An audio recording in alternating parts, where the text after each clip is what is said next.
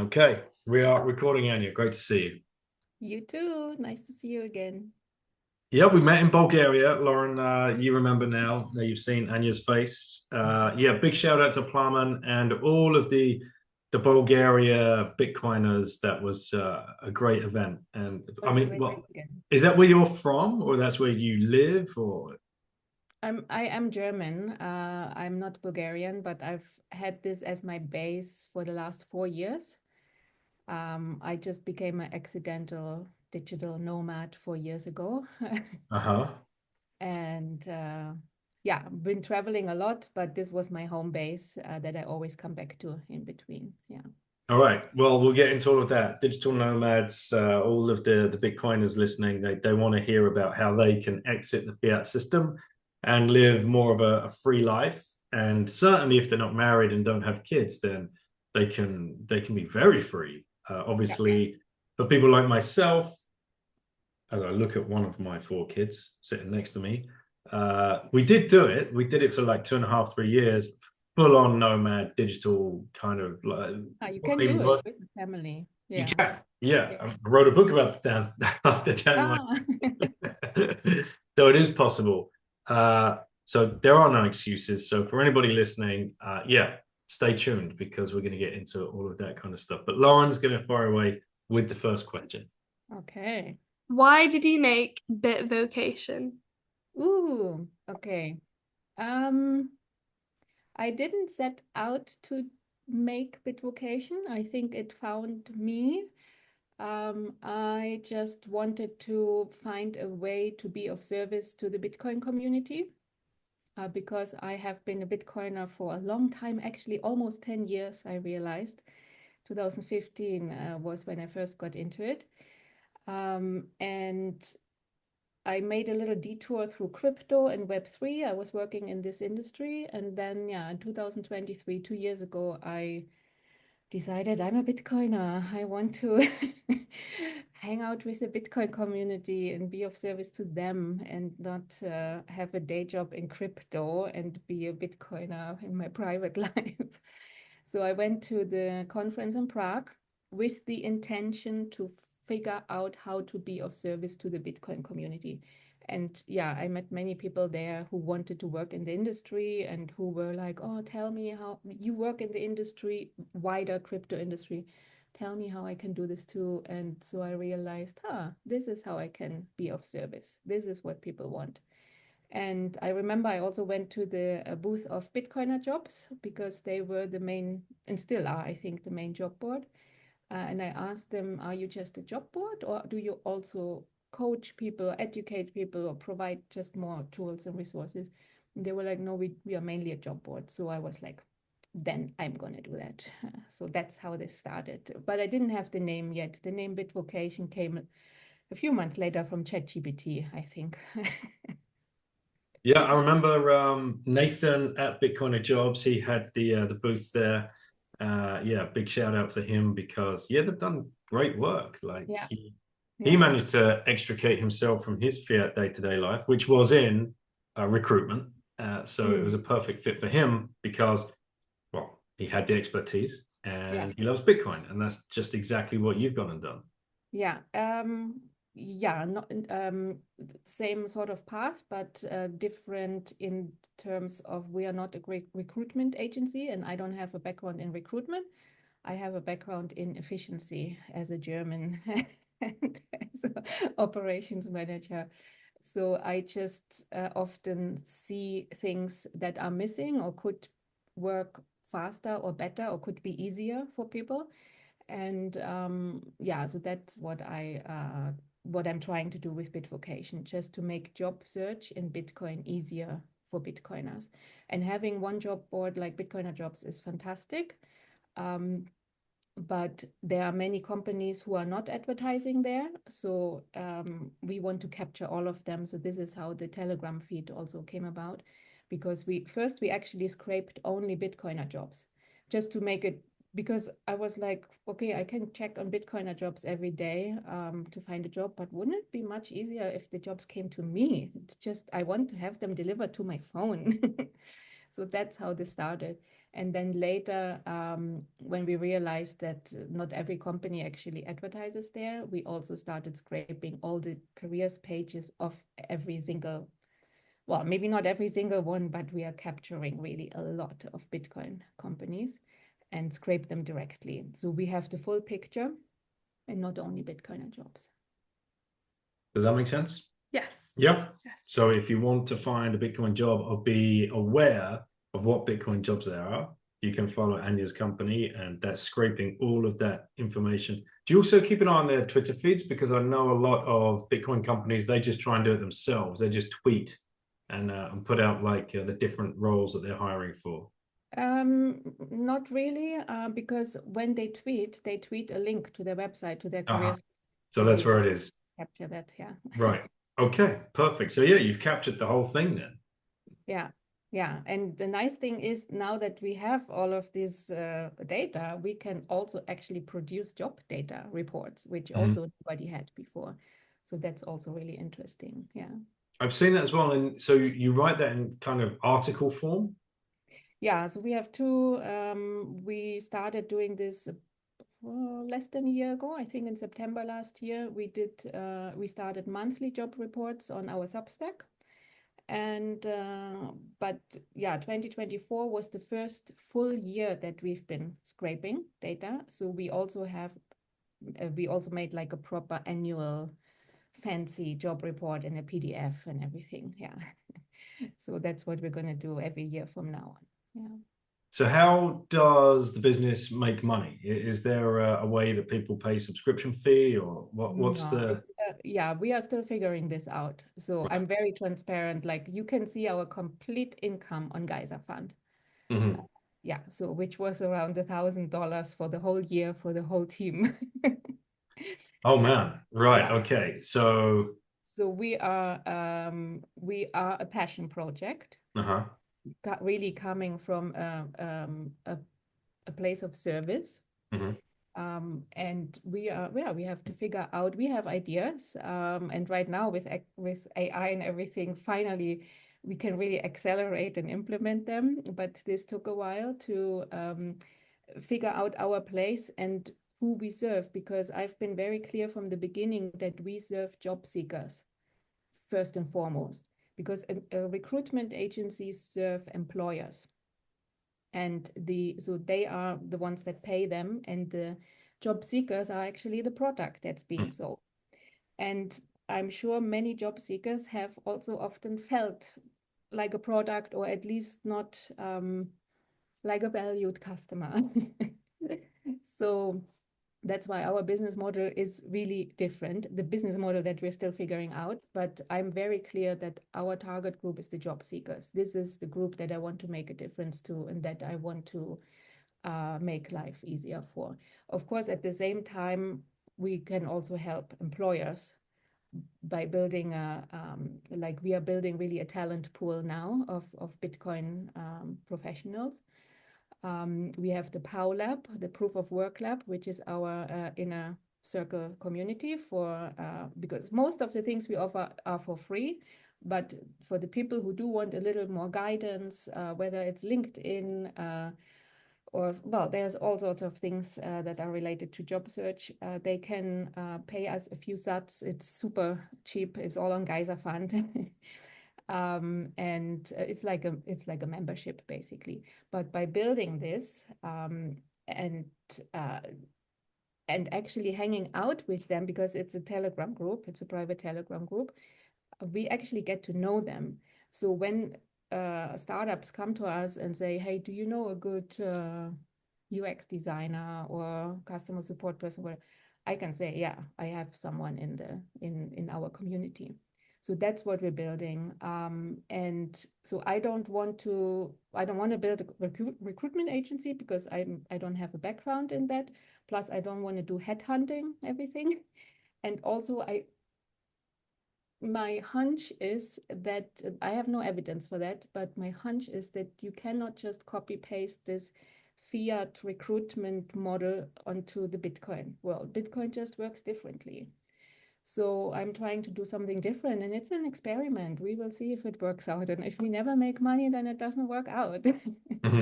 Yeah. But it's worth trying. So, but that's why, like with a normal recruitment agency, everybody can just submit their CV or join a database. With us, you have to pay a few sats because we also need a filter because we really want only Bitcoiners. Mhm. We don't want everybody. We want to offer a quality talent pool to potential startups who contact us, and also to the community members. We want to ensure that they get to hang out only with other Bitcoiners and not with just anybody. Yeah. So yeah, we're trying something different. And yeah, this year we want to monetize. But we are still figuring out how to best do that, because I don't want to be a like I said just now, we're not doing headhunting services, so we would never charge like 5-digit fees, success fees.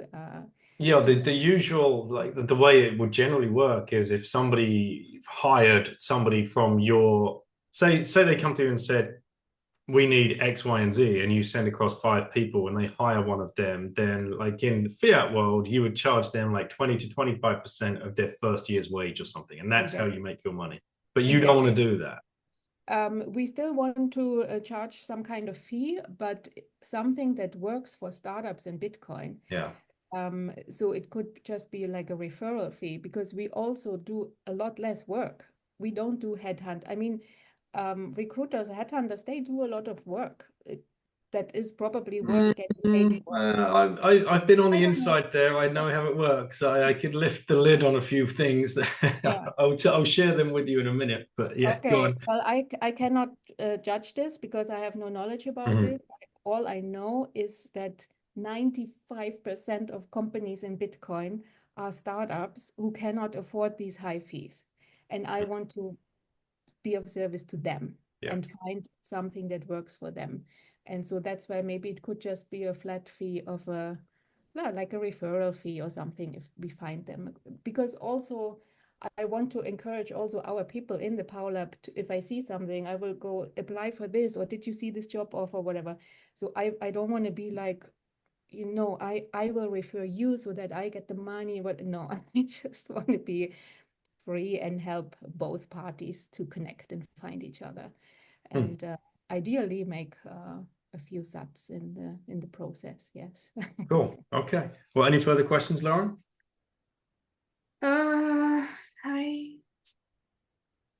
You're not looking for a job yet, so it's not so relevant. Yeah, I don't think so. Okay. All right. So Thank you for your question. well, thank you for answering them. Thank you. Nice to see you again. Yeah, nice to see you too. All right, bye-bye. Ciao. So yeah, for just to come back on what I just said, I spent only 6 months. That's as much as I could handle inside a recruitment company in Singapore. After I left the foreign exchange, I'd managed to extricate myself from the foreign exchange markets, and my idea was, because a friend of mine was setting up his Singapore arm of his recruitment company, which had been very successful in the UK and in Holland, and it just, look, it wasn't for me, and it wasn't at the right time. But what happens is, generally, especially at the bigger places, this wasn't happening in the shop we were at because we were building it from the ground up. But say you've got a Hayes or a Robert Walters, or I think they're the two I can think of off the top of my head that are the biggest. Alexander Mann used to be around as well. Once you've got that database, because this is all it was about, like you're right, the job seeker is the product. That's it. And all you're trying to do at the very beginning of these businesses is just get as many names on the database as possible, as many names of managers, of hiring managers, as many names as references in different areas of different businesses, as many names of candidates. Yeah. And when the job offer comes in, not the job offer, the spec comes in, nowadays what happens at least, like the guy's just sitting there, he sees the job spec, he looks for a few keywords, he goes into his database, puts the keywords in the database, and up come 100 CVs with those keywords in it. Then he'll, have a quick look through what are the top 10 looking ones, and then send them over to the hiring manager within an hour, because it's all about speed. Yeah. There's no vetting done at all. And then they know as well that they've probably put this spec out to at least 2 other agents that are doing exactly the same thing. So the hiring manager has now got 30 CVs on his desk within 2 hours. No one's been vetted. No one's been even called. And he's got to sift through them and then start that process. It's so fiat. It is so fiat. And then it's the role of the guy, the agent, excuse me. If they say, yeah, we want to interview this person, they got to call that guy up or woman and say, this company's interested in headhunting you. It's not, I just blatantly sent out your CV because it is half a match to this spec. Mm. They switch the story to they want you. And they want you to come in to have a discussion to see. And so you inflate the ego of that person. And then before you know it, it's like they're scratching their head. Am I happy here? Am I not? What would this mean? An extra 10 or 15,000 pounds or euros or dollars a year. Oh, that would sound very, very interesting. And then perhaps we could get the slightly bigger house or the nicer car. And it just starts this. It's so disgusting. Yeah. And so I'm not super familiar with this world, but that's not something that I would want to create. I have found tons of people jobs before I ever got into this, just within my friends and group and community, because I really, really knew the job seeker very well. Let's say it was a friend, and then if I would meet someone who was saying, oh, we're hiring, we're looking for this or that person, I would go, I have the perfect person, because I knew them really, really well. So, and that's why this is what I'm trying to recreate. That's why we have the Power Lab and we have a Telegram group where we hang out together, because I need to be in touch with people. Of course, everybody has the choice to engage in the group or not. But the more people engage and share a little bit, and the more I get to know them, the better I can help them and remember them when I do come across opportunities for them. And what are the success stories you've got from starting Bitvocation? Yeah, have you got any there that you can share with us? Obviously, you don't need to share names of companies or even individuals. Whatever you've seen. I think a lot, because most of what we do is for free. It's only when people actually write to us that we have helped them, and that has happened. Like just recently, someone wrote to me and said, I have used your tips and your tools to find a job at company X, and that makes my day, even though I didn't make any money from that. But it just shows that the tools that we are putting out there are working and actually helping people. With the Power Lab, it's still a very small group, and the primary aim is not to, of course, ideally, it is that we find them a job, but we are not there yet. We are not known yet by all the employers or whatever. That's why a big part is networking, education, linked, how to be findable. The purpose of the Power Lab is how to become findable, because I want people to flip the script, basically, to go from chasing jobs and sending out applications all day long to setting yourself up to become findable. Just ask a different question. What has to happen so the jobs can find me, rather than me having to find the jobs? So when you flip those questions, that's where the magic happens. And this is how you then can enable yourself to be found or find jobs without us having to facilitate recruitment. So the success of the Power Lab is not, I'm not measuring it, especially right now, by whether we have placed someone somewhere. Yeah, well, nothing changes if nothing changes, right? People have to be willing to listen to the I love it, Power Lab, Proof of Work Lab, to Yeah, just the advice and listen Yeah, to what's worked for people in the past. I mean, it makes no sense just to keep on, just to sit there and wait for the phone to ring. And I would say, I'm not the only person that says this, but getting to a conference or getting to a meetup is the best way to yeah, start that journey. Like yeah. you found the exact same thing at BTC Prague. Exactly. And even like with us, I mean, I'm here now because we met at a conference, like everything happens through conversation, and through in-person meetups. And yes, we can also all connect online, but there's nothing more valuable than actually meeting in real life, and connecting there. Yeah. So that's, yeah, it's about networking, building your human Bitcoin network. It's about building proof of work. Everybody knows that, but what very few people remember is to show that proof of work. Because if it's great if you have proof of work, but if nobody knows about it and if nobody can see it, especially on LinkedIn, I know many Bitcoiners hate LinkedIn and it's peak fiat and it's true. But the truth is that recruiters hang out there and it's still the number one platform where they look for people, even for Bitcoin companies. So yeah, if you're looking for a job, I mean, you can reject LinkedIn, but if you're looking for a job, your chances are much higher if you utilize it and at least passively exist there and have your profile up there, have it full of the keyword Bitcoin. Because Mhm. if a recruiter searches on LinkedIn and finds two equally skilled candidates, if one of them has the keyword Bitcoin in it, guess who they're going to call? Mhm. Yeah. And that's another point. That's another point that's what recruiters do. It's called a Boolean search, if I'm not Mhm. mistaken.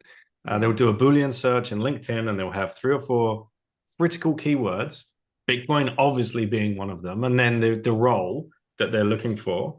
And if you don't, if you not polished it up, then you're never going to be found.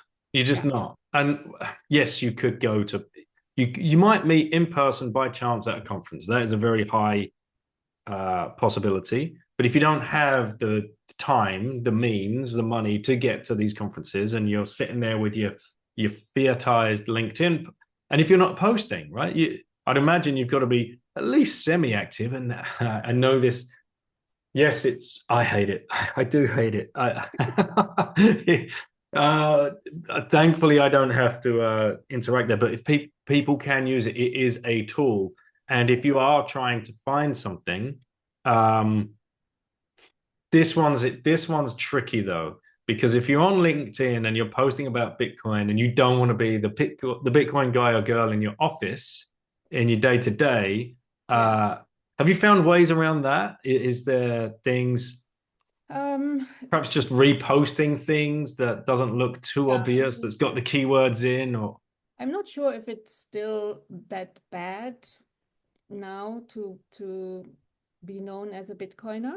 Uh, mm, Even until last year, I can imagine, but just this year, everything has been so much yeah. more legitimized. But also, I think the most important thing is to be connected, because the larger your network on LinkedIn is, the more you will come up in searches. So that is the passive thing again. So yeah, even if you don't have the keyword Bitcoin in there, you might still come up for the right job. It's much more helpful if you do have it. But yeah, if there are concerns that you can't put it there, I understand that.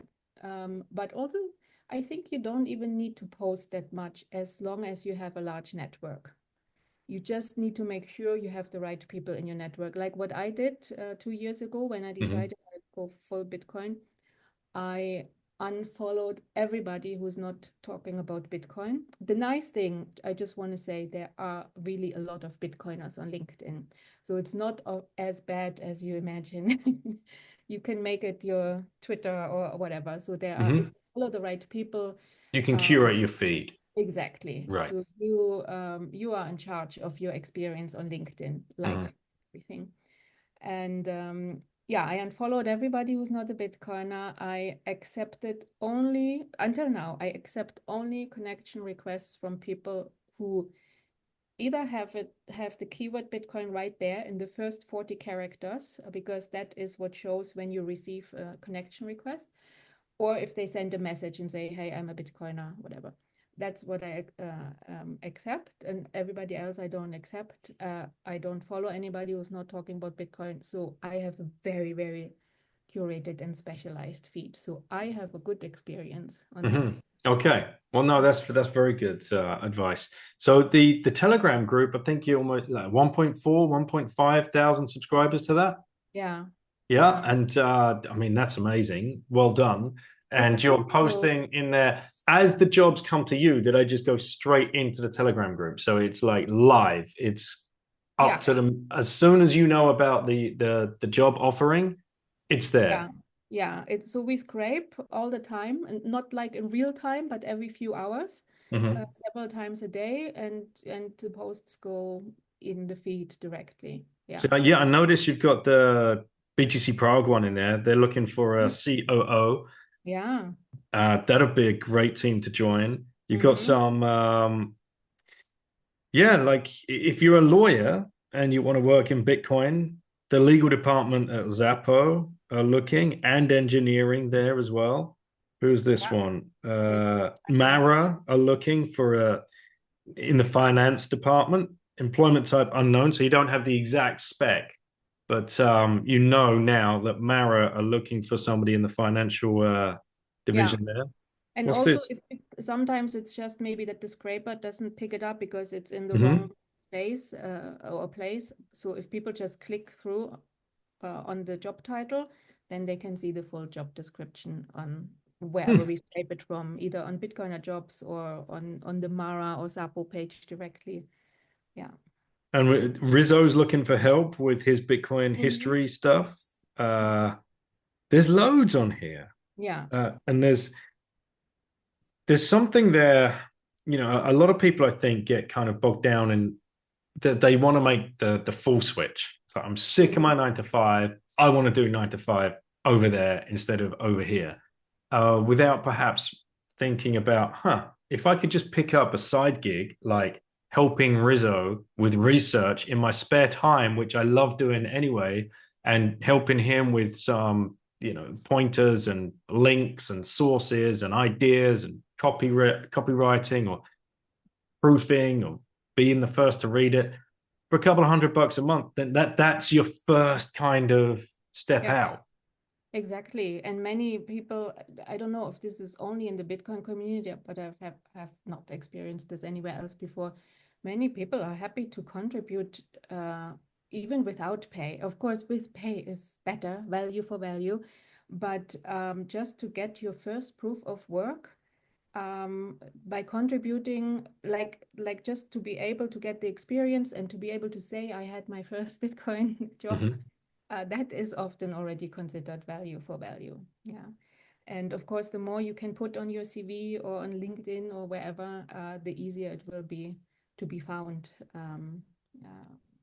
for your next proper opportunity. Well, joining the Telegram group is the quickest and easiest win anybody could do, right? So how can they do that? Let's make sure people can do that. Yeah, it's called Bitvocation feed. So you can just type this in Telegram. And it should come up, yeah. And we also have a Noster bot, a Bitvocation bot on Noster, so people can also follow there. It's the same feed in both locations. Okay, perfect. All right, plus Noster. Well, yeah, I'm sure many listeners of the show will go there. You asked about monetization earlier, because I'm thinking maybe the best way for us to monetize would be mainly through partnerships and sponsorships, because if we are building a audience on Telegram, that might maybe hopefully be attractive for startups or companies who want to reach that audience, because it is really a highly curated, it's really Bitcoin only, because we really make sure that we sometimes a crypto job slips into the feed. Or there is, like we had this recently from Exodus, the Exodus wallet. We include them in the feed. They are a multi-currency or crypto or Web3 wallet, but they are Bitcoiners. I have worked for them. So everybody gets paid in Bitcoin. So I know the company is run by Bitcoiners, and they are a fantastic employer and a great first place to get your foot in the door also. So that's why I keep including them. Yeah, but they had a job like for a Solana engineer or something recently. Uh-oh. You can always tell in the feeds because people leave emojis. Yeah, right.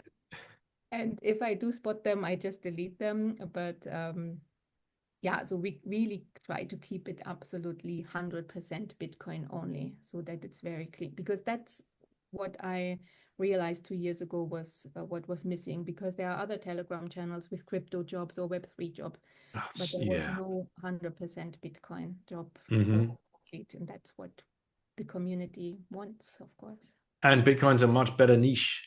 In fact, like the wider crypto Web3 world, DeFi world, whatever you want to call it, that's not even a niche anymore. That's just a, True, oh because God, it's a it's like, honeypot of scammers and like just it's so noisy and disgusting and just it's worse than fiat. it's like fiat on steroids. Yeah, Mm. it's no, it's not nice. And I just spoke to a ex-colleague from, yeah, like 3 years ago or 4 years ago, when I was working in Web3, and she's also like, I only do Bitcoin and I can't do this anymore. Hmm. We all worked actually for teams. I mean, I never worked for a company that was a scammer or whatever. Obviously, there are really good teams out there that innovate and that want to build good things. But the thing is, they all vaporize after Hmm. one market cycle, or and yeah, it's just you just keep seeing proof that this is yeah, Bitcoin is the only thing that matters. It's people get really disillusioned in the crypto space very fast. So yeah, I'm happy I'm back 100% in Bitcoin. So how did you find it then? You mentioned it's almost 10 years. What was going on in your life back then to make you kind of glance over at Bitcoin? Yeah, I was living in the Netherlands, and I was thinking of moving back to Germany. So I was in the process of moving countries, and I was like, oh, do I have to get a job? Am I going to start a new business or the same business that I had in the Netherlands? Well, so I was like, okay, let's look at the money. Let's take stock of the money. How urgent is it that I have an income?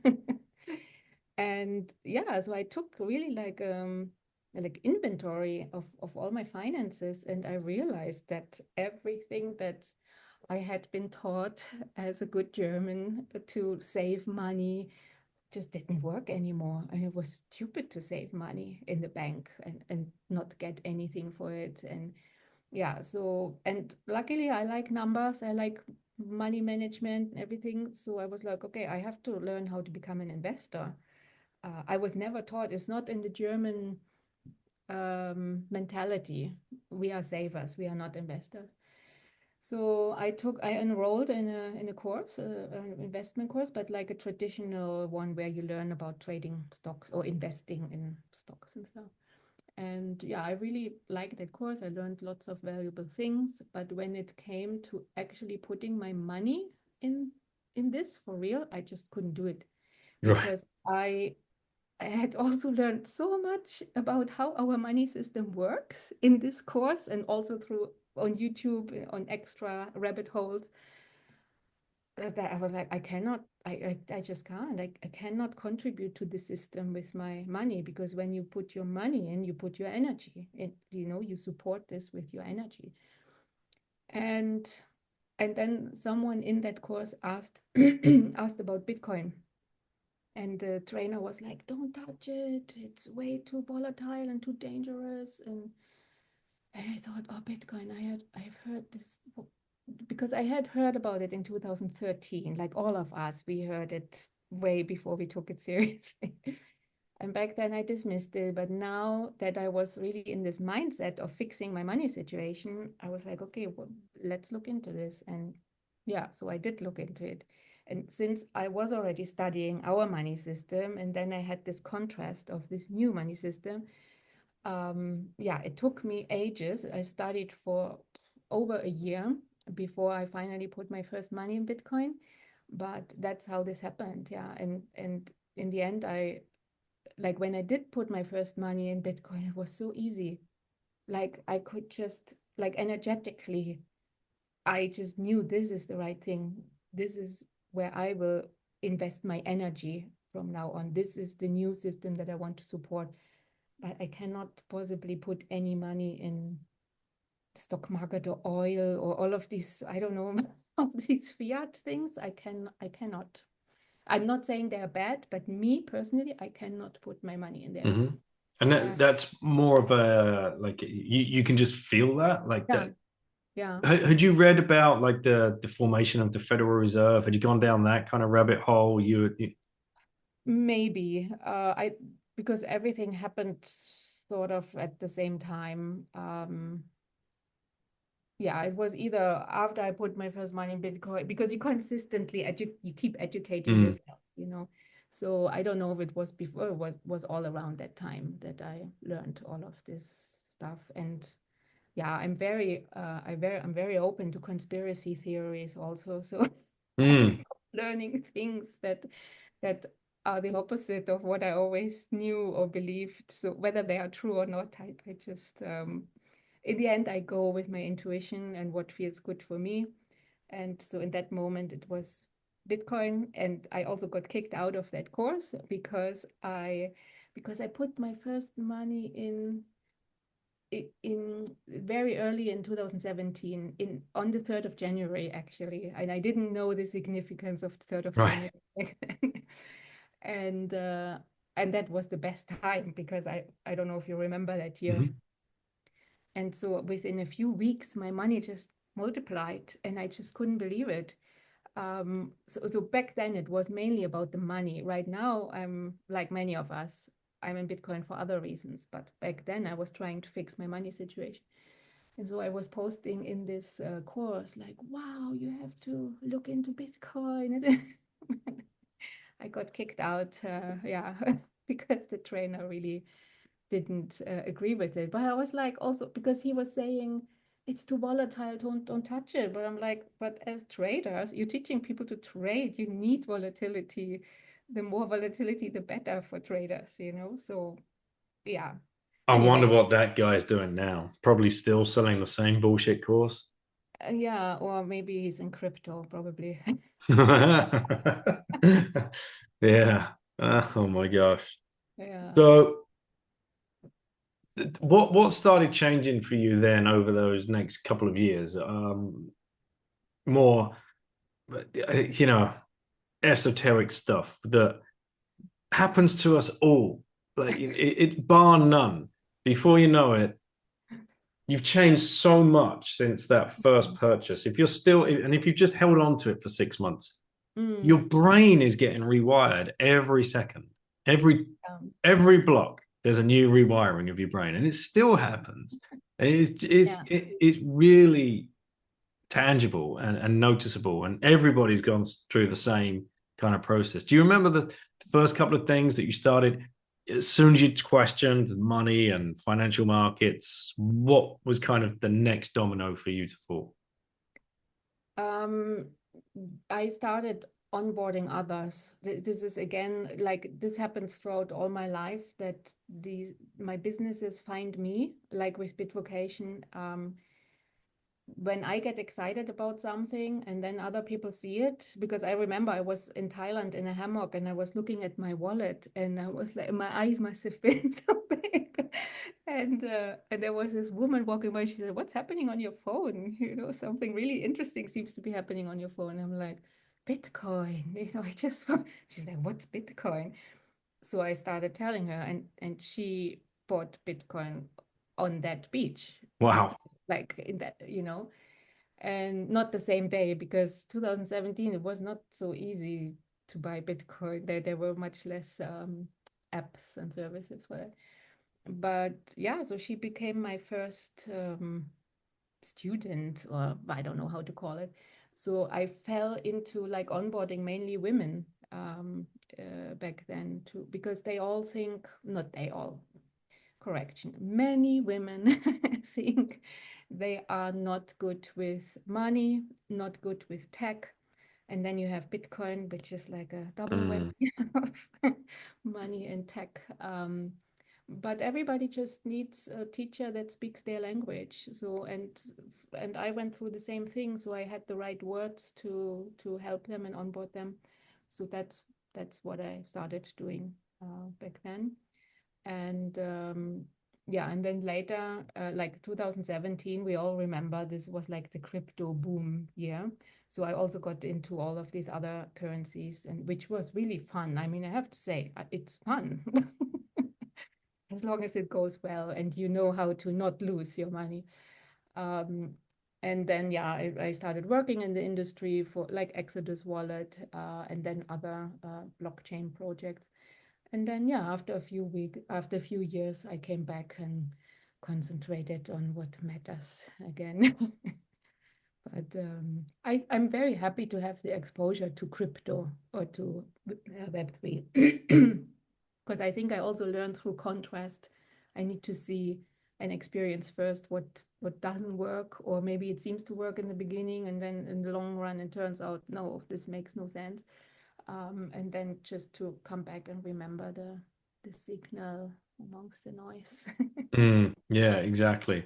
So I remember as well recently you messaged me before as after we'd set this up, and you were talking about the episode I'd done with Ahmad Amus, where we were talking about his journey, not into Bitcoin, obviously, Saifedean being a huge part of his own rabbit hole journey, but then his profession as well, and moving away from his profession as a GP and taking his service online to serve others that he wants to be able to serve, in a much more intimate way, and step away from that system and try and take people away from the pharmaceutical drugs that he'd been trained to push in the past. And in fact, you weren't the only one that reached out to me. In fact, what's rather strange, the people that reached out to me about that episode, the majority of them were women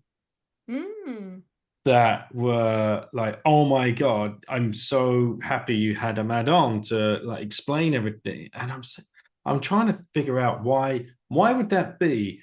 But then what I'm landing on is I think women pushed the pharmacology a lot earlier than men, and through the birth control like pills that just get thrown at 12 to 13 and 14-year-old kids. And I've seen it bringing up my own daughters. They go to the doctor with something, thankfully not anymore, because we're way more awake than we used to be just 4 or 5 years ago. It's like, oh yeah, oh, bad acne, here you go, here's birth control. Bad period pains, oh, here you go, here's birth control. Oh, pick your ailment, and it's like, yeah, here you go, here's birth control pill. And I did another podcast 2 years ago, probably now, called Estrogeneration with Dr. Anthony J. And he talks about what's in this stuff. Wow. And the mess it does to women's bodies, and especially if you imagine you've been on these things since you're the age of 13 and you're now in your 30s. Crazy, yeah. Unbelievable. So I have no idea, the downstream effects of all of that, but I just hope that more and more people are waking up to all of these things, all of these damaging things that is pushed by a fiat incentive somewhere downstream. It's a lot, because what we're doing as Bitcoiners is to take our financial matters in our own hands. Or that's how I felt what I had to do back then.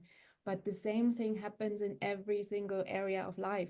We take our education in our own hands. We take our health into our own hands. Like I just told you before we started recording, that I've been going to Thailand for the last 15 years and I do a cleanse every single year, and I attribute my health to that. I have not taken a painkiller in 15 years.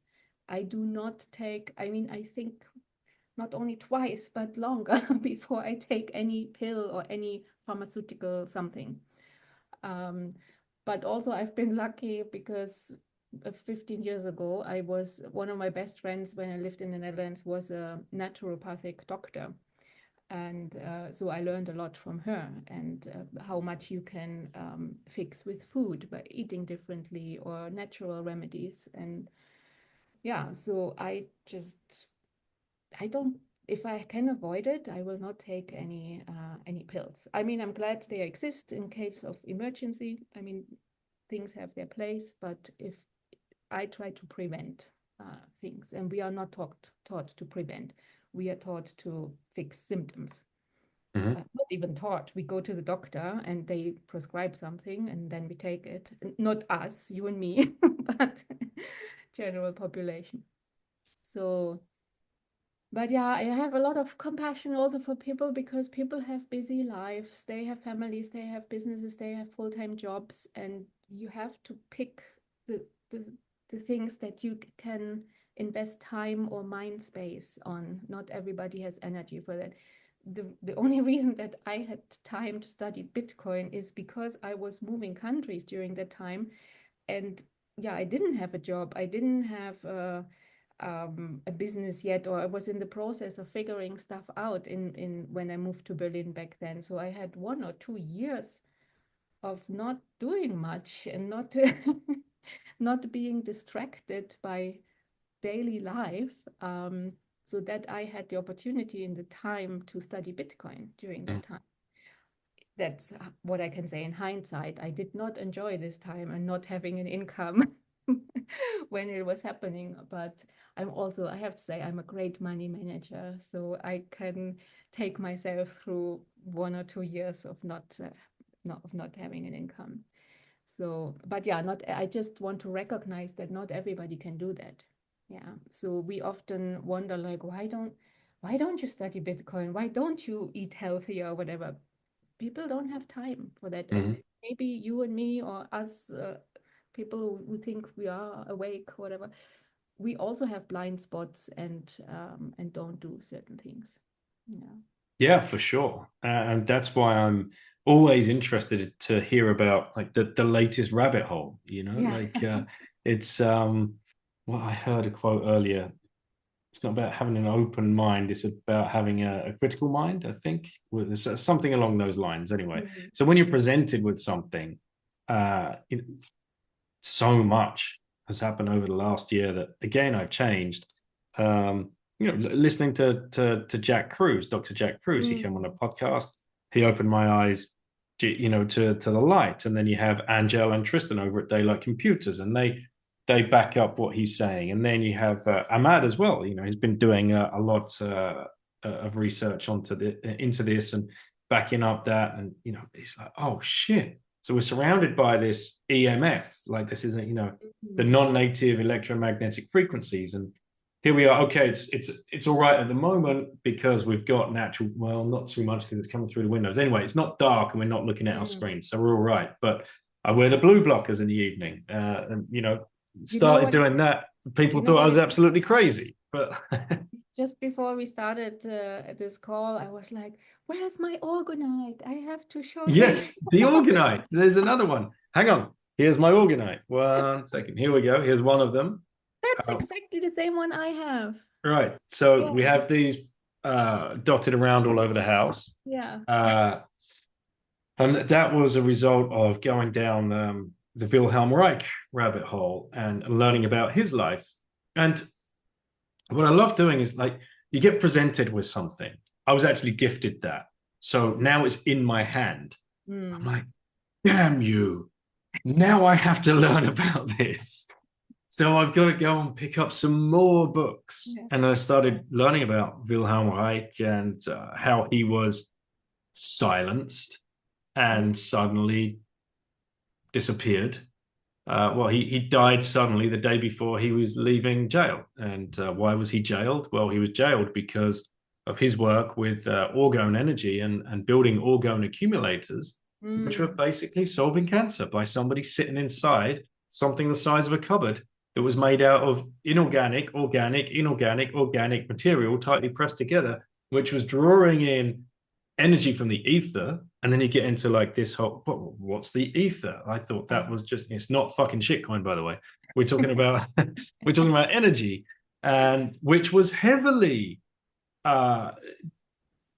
studied and discovered back in, I want to say, 30s, 40s, 50s, and was a real branch of science and physics until it wasn't, until it was all shut down. And the guy that was at the who was leading it all of a sudden was touted as a weird pervert that runs sex communes and all this woo-woo funky stuff. And don't worry, he's now in prison. And you're like, what? Okay, well then there's definitely something here. So then doing the research, setting up some podcasts, and before you know it, we've got these things all each corner of the house. And I hope it does what the research says, that it takes the negative non-native energy and like dissipates it at the very least. Yeah, like this is I only just heard about this, the founder or the inventor of this a few days ago. But yeah, with the organizer, I'm like, this is a rabbit hole I don't have time to go into. They just look pretty, and I'm like, okay, I'll get one. If it does what it's what it says, it's great. If not, it just looks nice. But I got mine from the Bosnian pyramids, which is another rabbit hole. Oh my goodness! All right, what's this? I don't have I heard of this one before? Bosnian pyramids. The largest and oldest pyramids in the world are in Bosnia, not in South America or Egypt, if you believe it. Can you visit them? Yes, I went there because that was one of my rabbit holes, I don't know, 6 or 7 years ago. And I don't know how I found out about this. And I saw it on YouTube, and all people saying it's a hoax, they are not real pyramids, and then yada yada. And I was like, oh, I'm just gonna go there and check it out. And yeah, because they are covered with woods, with forests, so they don't look like the pyramids that we are used to. But I believe they are real, and there's a whole tunnel system underneath them. I went in there with healing energy and everything. So it's, yeah, especially if you're a traveler, it's worth stopping by there and checking So it can out. you just book to go on like guided tours of the Bosnian pyramids? Yes, but So they exist, like, so hang on, I'm just Googling now. yeah, And like I always go to Wikipedia just to see what the lies are. yeah, it's All yours. right, Bosnian Pyramid. And on Wikipedia, it's called the Bosnian Pyramid Claims, right? Yeah. So the Bosnian Pyramid Claims are pseudo-archaeological. I've never heard of that word before. Pseudo-archaeological theories put forward to explain the formation of a cluster of natural hills in the area of Visoko in central Bosnia and Herzegovina. All right, okay, so they want us to believe they're just triangular hills. Yeah. Nice. Yeah. Okay. Pseudo-archaeology. So that's what they call like Graham Hancock and people like that, I imagine. All right, so you go to Bosnia, you get to these places. Who takes you? Just a local guide? Yeah, it's like Visoko is like half an hour outside of Sarajevo. So I booked an Airbnb back then. I spent the week there. Yeah, I went there. There is like a little, maybe two booths or something. And one is like where you buy a ticket. If you want, they give you a tour. If not, they just give you a helmet and say, go in, check it out yourself. Really? It's the tunnels, not Tunnels. so there's 5 pyramids, and they are connected by a tunnel system. And the people who say it's a hoax, they say that the guy who found them, he's digging the tunnels, but he is saying he's uncovering the tunnels. He's getting out all the rubble to uncover them. I have to say, I went in there. I do believe they are real. It feels very different to be in there.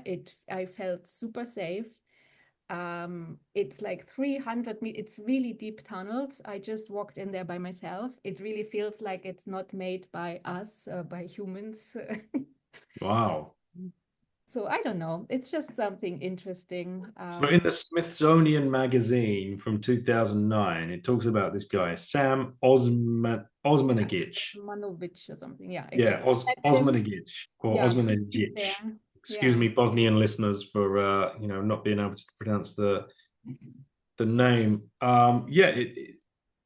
He claims that he found them. You find evidence of the stone structure everywhere. Consequently, you can conclude that the whole thing is a pyramid. But so the deniers say this dude's just digging tunnels and selling tickets. Like, Yeah, oh my exactly. God. And the pyramids, they just look like they are just pointy mountains. And I mean, we don't know. I don't know, but he says, or he has written many books or done many on YouTube. You find tons of his presentations about pyramids, and he says that they have scalar waves or something that come out of the top, like the Egyptian pyramids. It's like a communication. It's supposed to be a communication system. And he says the same people have come, scientists have come to measure it, and they found exactly the same thing as in the Egyptian pyramids. And so I don't know. I just, like I said before, I don't know if I believe certain things, but I love having my beliefs challenged. I love hearing about conspiracy theories. Yeah, I don't really care whether they are true or not, but I had a nice trip to Bosnia, and I saw some beautiful nature and interesting things. And a great Got story my as nice well. organite. Yeah. Yeah, excellent. Well, I love it. What's your latest or your next trip or adventure? I know you've just been to Thailand, but you said at the beginning something along the lines of you were forced to become a digital nomad like 4 years ago or something. What went down? Happened 4 years ago. Oh, I can't imagine. Let me think. Oh, well, we're all supposed to just forgive and forget, Anja. Don't you remember? Let's just forgive everybody for losing their fucking minds Yeah, and Bulgaria. trying to force injections into people that weren't particularly interested in taking those particular injections. Yeah. Well, So, I also was not so into lockdowns, and Berlin is, I was living in Berlin at the time, and Berlin gets very depressing in the winter, every year. But winter and lockdowns, I just couldn't face it. And so I spotted by coincidence, I think it was a Facebook post or something, that someone had organized a women's business retreat here in Bansko in Bulgaria, and that was in October. And I thought, oh, okay, I'm going to go to Bulgaria for the month of October just to have something nice and embrace myself for the lockdown in winter in Berlin when I come back. And yeah, I arrived here on the 1st of October, and on the 2nd of October, I decided to stay because wow. it's a completely different life here. And yeah, Bulgarians are very, very different, very resilient, very like no bullshit. We don't put up with everything. I think Bulgaria had the highest rate of non-vaccinated people also. I remember the president at the time was very outspoken. I can't remember the name, but I just remember like, wow, he's Yeah, sticking so up for here. me, also back then, again, my stance is always I don't know for sure. So I was never 100% on the side of vaccines or on the other side of non-vaccines because I just didn't know. I'm not a scientist, and back then, yeah, I just I want to be able to make my own decisions, and also Germany, to witness what people turned into in Germany, it was just horrible. How everybody was policing each other, and yeah, yeah. And I have lived outside of Germany. I am German, but I've lived outside of Germany for half my life, so I also have a different view on my own country. Um, yeah, so anyway, I came to Bulgaria, and I just came here not for some political or whatever opinion, but just because life was good here. And it was nice to hide here for a while until the world sorted itself out. But yeah, in the end, I never went back. I went back for like 8 months later, I think. Yeah, I left in October. I went back in August just to give everything I owned away, completely cleared out my apartment, and gave everything up basically, and became a proper nomad, which felt really good at that time. It was really like a cleanse. You leave an old life behind, start a new one. But now it's been 4 years and it's been fun, but now I'm like, I want things again. I would like to have a stable home base, an apartment somewhere. Yeah. So that's my next, yeah, you asked what's the next adventure. The next adventure will be to find a home somewhere in Europe again. I don't really feel like going back to Germany, since I have really no roots there, or no, yeah, I've never really lived there. And yeah, let's see. So I'm trying to find maybe Portugal or Spain, somewhere where there's an international community. If it's Bitcoiners, amazing. If not, yeah, just some, yeah, a nice community. That's always the most important thing. Mm.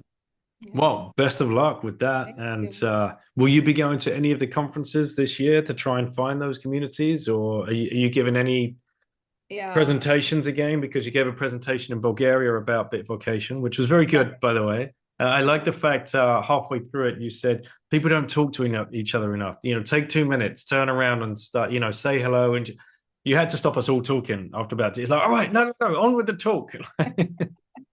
Don't ask Bitcoiners to talk to Bitcoiners about Bitcoin. That's Well, actually, I'm going to the film fest in Warsaw. Yes, yeah. Are you going to be there? That's a great one. We won't. We were there last year, but this year it's a clash with Dublin. So shout out for Cool. Dublin, Yes. Bitcoin Ireland. And it's a clash with the Value for Value concert that's taking place in Essex, in Westcliff, which we can't make. So I just had Aaron and Joe Martin on the show, and I was like, mate, I'm so gutted all of these three things are happening at the same time. But at the same time, that's bullish as all hell. Let's True. go. More True. Bitcoin events. I would have loved to go to Ireland. I love Ireland. So, yeah. So you're off But to Warsaw. Will you give a of talk there, or are course, you just going for I'm fun? going to make people talk to each other. I'm going Good. to spend Good. an hour like running like a connection session, like on Pizza Day, on day 0 of the film fest. Get everybody to meet so that they can then spend the rest of the weekend amongst friends, new friends. Yeah. Love it. And then the other conference I have on the agenda is Helsinki. I think you're going to Helsinki, right? Yes, we're going to Helsinki. Yes. Yeah, then we'll see the whole family. We will see. Most just juggling dates for So yeah, most of us will be there. Yeah, nice. Yeah. Nice. Then we'll see each other there. And that's it for this year. I'm not going to Prague this year, but Bitvocation will be present. It's the nice thing about having a team. If I can't make it, then somebody else can go. And yeah, let's see, maybe in the fall, in October, somewhere else. But I don't know yet. Yeah. Okay, cool. Well, meanwhile, how can people reach out to you personally? Obviously, join the Nosta group or the Telegram group if you're listening and you want to follow these jobs that are coming up. But if you want to reach Anja, talk one-on-one, what's the best way for people to do that? Yeah, through the Substack, actually. I get a lot of messages on Telegram, but yeah, there's a lot of spam, so it's not the best way to contact me initially. But there's a contact option through the Substack. So we have bitvocation.com. That is our website, which is also a Substack, where we also have a beginner's guide. So for people who are looking for jobs, it's really good to subscribe, and you get a beginner's guide how to find your first job in Bitcoin instantly in your inbox. And there's also a contact option, which goes straight to me. Yeah. Perfect. So, last question. If you had one last orange pill left to give to somebody, who would you give it to and why? Oh my God. Yeah, my family, my brother, my sister. Yeah. I am right now saving for them. They don't know about it. Well, my brother knows because he had a son 3 years ago, and even though he doesn't have the mind space to look into Bitcoin, he's like, you're gonna start a Bitcoin wallet for him, right? So I'm doing that, and for my niece, yeah. But like I said before, I appreciate that some people do not have the mind space to fall into the rabbit hole like we did. So I'll just do it for them. And yeah, I guess we all have people that we secretly take care of like Yeah. that. Yeah, for sure. Well, Anja, thank you so much for coming on, and thank you for everything that you're doing for Bitcoin and leaning into this with, you know, integrity and all of your heart and your energy. We need more like you, and yeah, just look forward to seeing you again soon. Thank you. Thank you very much. And yeah, I'm looking forward to seeing you too. And like I said before, you are the favorite podcast of my team members. Well, thank Yeah. you. And I'm not listening to enough podcasts. I listened to a few episodes in preparation for this. That's how I found the one with Ahmad. But I'm gonna make an effort to listen more because yeah, Well, I we need. here and I enjoyed listening to it. Thank you. We need to be listening to 40 hours per week. Don't forget. 40 So, hours. Okay. yeah. That's what some psychos are doing out there. But yeah, whew, that's a lot of listening. But yeah, thank you. Thank you for coming on, and thank you everybody for tuning in. Thank you.